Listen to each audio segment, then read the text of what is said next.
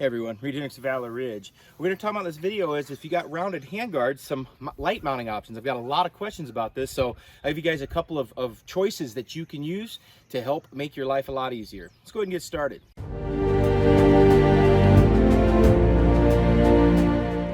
So appreciate a lot of you guys asking about some of the equipment that I'm using, and so what we're going to do in this video, before we even begin, guys, I know a lot of you guys are subscribed to have been for a very long time, so I appreciate you taking the time to watch videos. For those of you that aren't subscribed, haven't done that yet, I would say you probably watched a video, a couple of my videos. I would ask, just subscribe for me and hit that share button, like and all that. It helps us get out there, helps us get the information out. What we try to focus on here is fundamentals and techniques that are designed to work for you to be able to protect yourself and your family. Keeping things simple, keeping things grounded in the meat and the potatoes, with techniques that have worked for decades and will continue to work in decades. And then people will figure that out, and then we'll just come back to where we need to go anyway, which is where I like to stay right on that azimuth. So a lot of you guys were asking about how I mount rifles on my rounded handguard rifle. So we've got here's a standard, M4, double heat shield handguards, the thicker ones, and classic government profile barrel here. And what we're going to look for, guys, is a lot of you guys are running rifles that are getting better use of the rifle with round handguards, whether they're thicker like this or thinner. If you have a rail, you don't have to worry about it, but some of you guys, and a lot of people, are coming back to the older style of rifles. If you've noticed, it's almost like there's this massive diversion of people wanting to be and do modern things, and that's fine if that works for you. But a lot of people are also figuring out that the older style of rifles really works and it's functional. So for those of you out there that like to do that, this would be an option. For those of you guys that don't run rifles like this, you can take whatever you want to use for it, and then you can carry on with life. But for those of you that run rifles with rounded handguards, and I have a lot of rifles that are rounded, you guys have seen videos of me shooting this rifle before, but you've also seen the one I just did with that thinner handguarded one. The first option that I've used in years past has been this IWC. And what I like about this IWC is you can just put them right here in the vent holes, and it's got a little arm where you can attach your flashlight.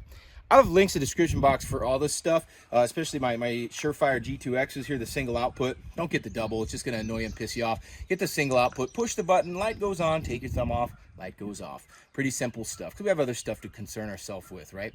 So what we're going to look for here, guys, is the problem with this light mount anymore is that it used to be readily available. You could just go and buy it directly from them or even on Amazon. Problem is, they don't make this as often as they used to. They have a lot of back orders and stuff like that, so it may take time for you to get one. So this would be my first choice if I had a choice and it was available. I would go with the IWC one that's designed for the rounded handguards. Now let me give you a simple option if this is not available to you, and something that will work really well. All right, guys, this is a simple option if you can't find that IWC. Now understand there's certain things that I can and can't do on this channel. A lot of times they'll frown on people showing you how to make modifications to your rifle, so I'm just going to save you the time on that. This is a Stag, and I will tell you this right now. I just got the barrel replaced by Stag because I've used this rifle in class. If you've been in our rifleman classes, you'll know and probably recognize this rifle because I've used it so much. But here's the thing. Brand new barrel, they replaced it free of charge because I had about maybe 15,000 rounds through it, and the group started to open up a little, so they did replace it at no cost. So good on them. Want to give them a shout out because they stood by their product and did exactly what they're supposed to. And they moved from Connecticut to Wyoming. I think that was a very good decision, going from New England, state like Connecticut, the arsenal of the revolution, right, guys? The arsenal of the revolution that you armed the Continental Army, and then, oh my gosh, how things have changed. Or the Constitution state, the Constitution state that violates it every single day of your life. So they moved to Wyoming and then did a better thing. So what we do now is, I'll keep it simple for you. What I did was the same kind of M4 handguard, same government profile barrel, the double heat shields on there to mitigate a lot of that heat if it starts to warm up on you. And so what I did is I got a little pack of these pick rails. Now, you don't need to use the long ones like this. As you can see, I used the one that was the 3 slot.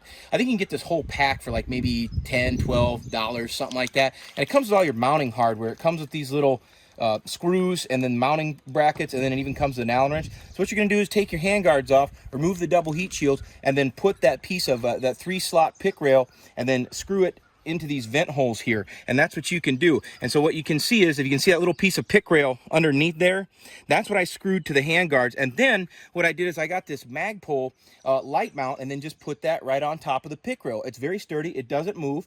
And the thing is this, what I really like about it is that it puts that light well off that front sight tower. Some of them you'll snug up really close to, but what I like about this Magpul one specifically, and as I said, these are all available in the description box below.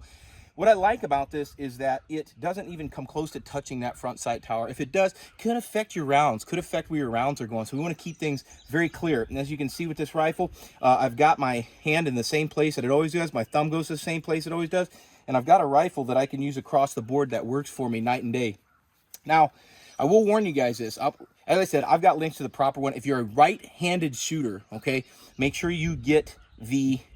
It's going to seem opposite, okay? If you're a right-handed shooter, make sure that you get the right side mount. Because if you're a right-handed shooter and mounted on top here and you choose the left-sided mount, you'd think, oh, left side, right? It'll be on the... Nuh-uh. These were designed to be on the side of a quad rail, so it's the opposite. So if you're a right-handed shooter, right mount. If you're a left-handed shooter, you want it on the opposite side. So I will caution you about that. Like the first time I ordered it, I got it and I was like, that's not the one I ordered.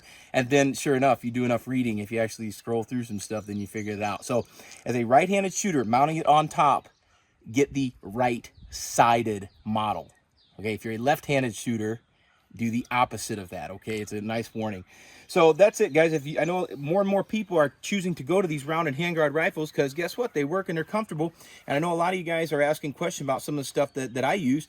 And so I wanted to do that. I just using my bore cleaner here because it's a brand new barrel that they replaced. So they get machine oil on that. Whenever I get a brand new rifle, I always run bore cleaner through there. One I recommend is Wipeout. I'll put that in the description box below as well. So I hope you guys having a wonderful time out there this weekend. Remember, it's Mother's Day, so pay a little forward and all that stuff. Be good. The rest of you guys out there, maybe going out and learning some stuff. It's all good there. So we'd love to see you guys in class. And check out our schedule on our website. And if you found the information in the video helpful, once again, I'd ask if you watch my stuff, all you got to do is subscribe to the channel. It doesn't cost you anything, and it helps us out tremendously. And even better than that, guys, come on out, take class with us. We'll show you how to protect yourself and your family with those firearms that you probably got for that exact same reason. This is Reid Henrichs of Valor reminding you lessons that we learn written on tombstones of others. We'll see you on the ridge.